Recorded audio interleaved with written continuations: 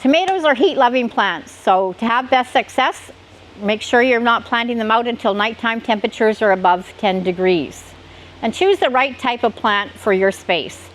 Determinate are bush types, so they tend to grow shorter and spread out more. If you're short on space, I suggest you go with an indeterminate type, which grows taller. The other advantage of that is they also ripen over a longer period of time. When you're planting, you can grow your tomatoes in the ground or in containers. If you're using a container, I suggest at least a 5 to 7 gallon size pot. And good quality soil is essential. So choose something like an organic potting mix. Now tomatoes need food and water. They're very heavy feeders. Early in the season when I'm planting, I use my granular fertilizer and I mix that into my soil. I use that on a monthly basis.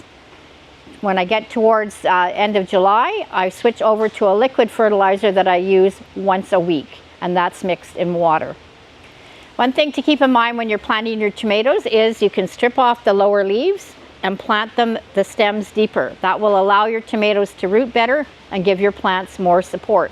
And remember, when you're watering, water the soil, not the leaves.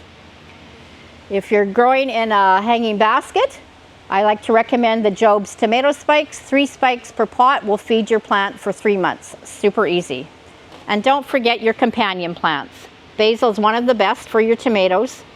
The tomato will help the basil grow, and the basil will improve the flavor of your tomatoes. Happy gardening.